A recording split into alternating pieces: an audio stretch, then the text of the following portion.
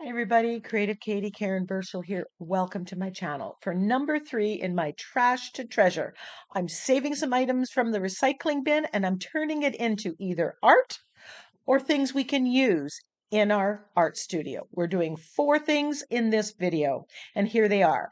This is a phone book, yellow pages, a trifold junk mail, a eye drop bottle, and some brown paper. All of these things can be used in your studio or turned into art.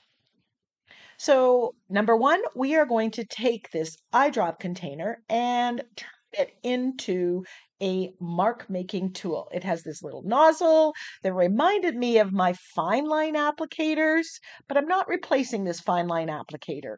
No, no, no. But I am adding another mark making tool to my stash. So what you want to do is just pop off the cap, and you can use a rag, you can use a palette knife to help you get it off. Once you get it off, dump the contents of what's in there, rinse it out really good. And now you're ready to use this for whatever color paint you want. Now I'm going to do this in black and white and probably gold when I have the bottles. And what am I going to use? I'm just using Liquitex Basics paint. You could use the straight up one or the fluid. You're going to have to add a little bit of water. I recommend mixing the paint in another container and then pouring it in. Once you have it, put the cap back on, and you are pretty much good to go. Now, you're going to have to do some trial and error to get the right consistency. More about that later. Peel off the label, get your label maker, and label this container with whatever color it is. And then you want to keeping this close at hand so you can grab it to add to any art journal page. So let's just make some marks. These make good dots. Now, this isn't fine, and I'm going to show the fine line applicator in a minute to show the difference, but you can make dashes, swirls. If you can imagine it, you can make it.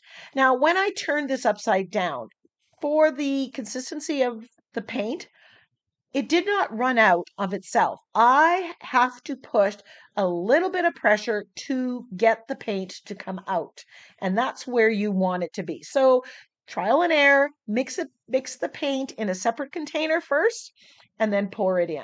So here's the fine line applicator, and you can see this is much finer. So we're not replacing it, but we are adding a mark making tool.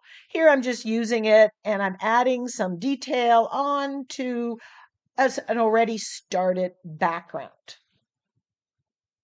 Making marks without stencils and stamps isn't something I do often, but it's something that I'm starting to do more and more. So I'm happy to add this to my stash. Now, if you don't have eye drop bottles that are in the recycle bin, you can buy these kind of bottles off of Amazon.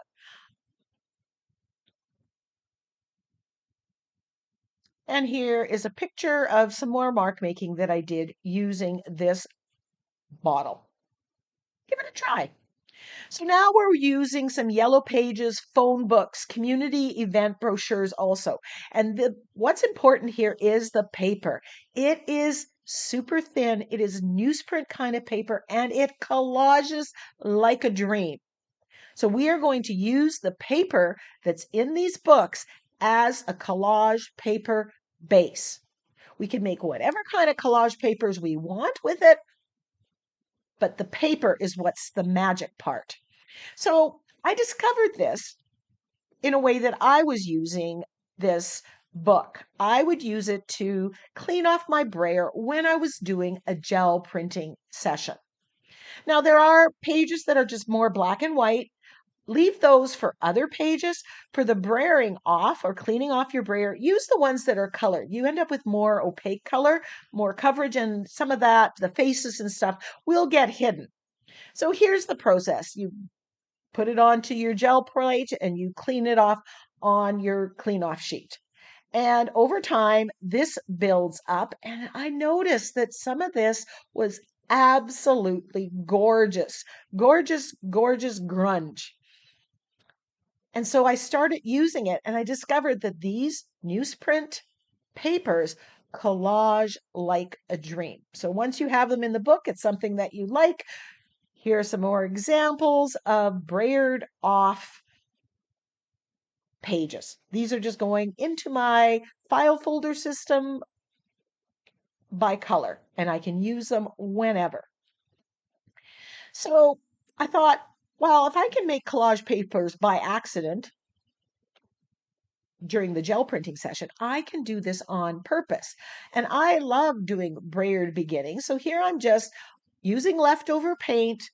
I'm brayering horizontally and vertically with a couple colors of paint. Now you'll notice that text stays. So you've added a layer without doing any work at all. So not only are you getting this absolute great base, this newsprint paper that collages so nicely, but you're also getting that layer of text, which means you don't need a text stamp. You can use that. Here I'm using a toilet paper roll. I've just kind of squished it and I'm stamping with it.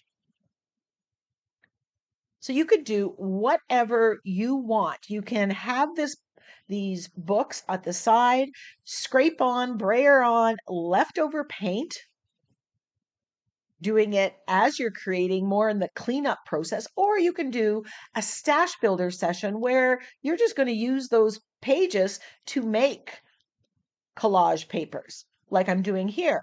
So here's another way to make collage papers. I love the black and white in the background. So I'm going to do some stenciling with just black and white, and then I can rip this up, use it as whole or in part, should I choose to.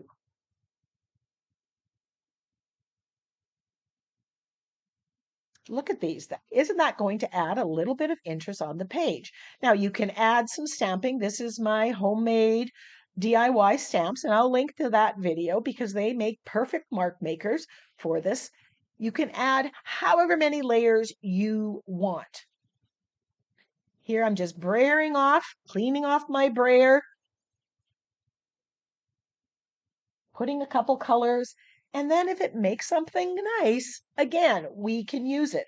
Here I'm adding some white gesso on top. It just kind of tones it down. There's a little bit of a tip. And then I'm going to do some stamping with some silicone trivets and things that I just have handy.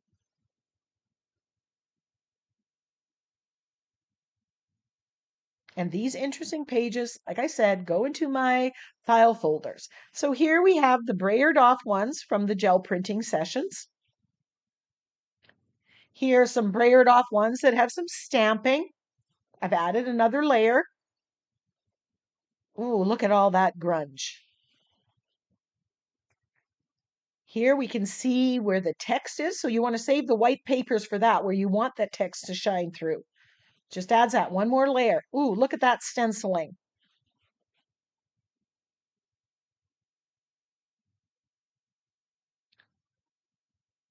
And these are the beginnings. You can use these as an Insta background, as is, or bits and strips of it on an art journal page or mixed media piece. Oh, I just look at how beautiful that works together. Oh, that one goes there. Oh, look at this set of 4. They look beautiful. I could use that on a page. So now that you have these collage sheets, and I've just given you some ideas, you could use them, as I said, as an Insta background, and that's what I'm going to do on this tag. All you need to do is a coat of fluid matte medium, or you could use gel medium. Place it on there. Here I'm going to use this as an Insta background. And I use the brayer to get a good adhesion, and I'm going to use this leftover paint cleaning off the brayer one on the other side. You can use these on cards, tags. You can do rip a strip on an art journal page. I'm going to finish both sides of this tag, but I'll do that in another video. I just wanted to give you some ideas to get you started. Look at all those luscious collage papers. So if you get those books, save them. So now we are going to use the brown paper bag or packing paper. You know, the paper that you get when you get packages delivered to your door. And I'm going to turn that brown paper into a faux leather cover for a journal. And it's really easy. So you just rip the piece off. You want it a little bit bigger than whatever you're putting it on. Crinkle it up once or twice. You want lots of crinkles because that's what's going to give you that leather look. And then put a generous amount of either gel medium or fluid matte medium and then press that in. And when you're pressing it in, work it so that you get those wrinkles. That's what you want. The more wrinkles, the nicer the finished product is going to be. You can put some more layers on, again, to add those wrinkles.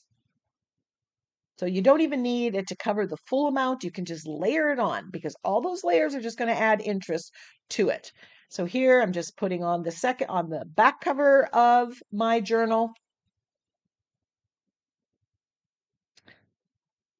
I love covering journals and having texture. So this is like instant.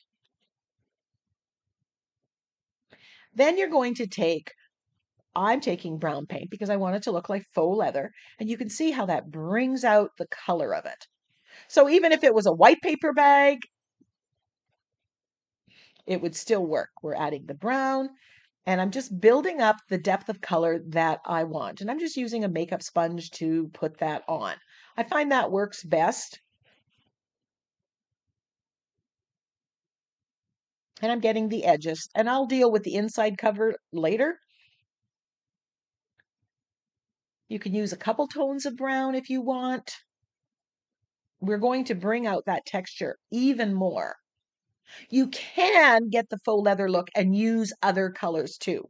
I'm just doing a very traditional brown, but you could do this in blues or the pinks or whatever. That would still give that look. So now I'm using the Ranger blending foam and black paint, getting some on there, and then I'm going ever so lightly, hitting just the high points. And this is going to bring out that texture and make it look like old worn leather. Excuse me.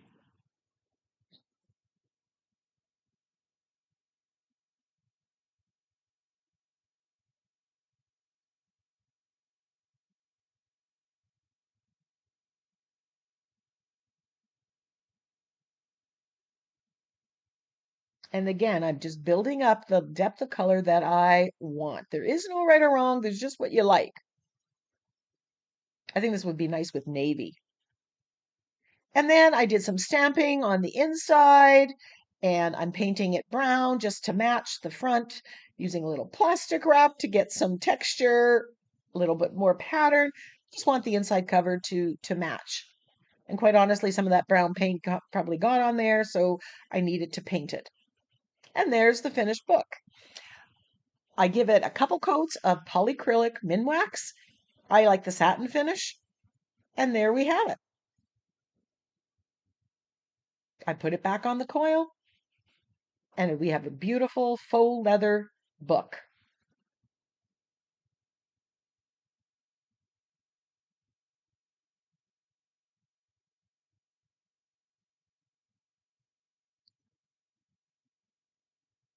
So from brown paper to faux leather, not a bad transformation.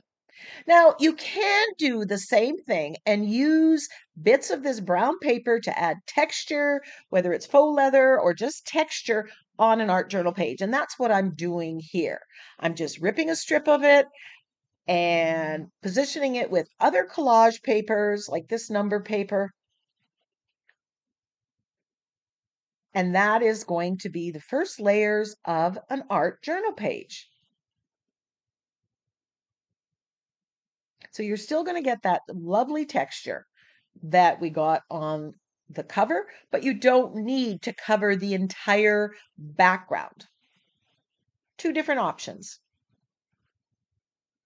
Now here, you could use those collage papers that we made out of those yellow page phone books. And this is what I call the rip-a-strip. So instead of covering the entire background with the collage paper, you're just ripping parts of it.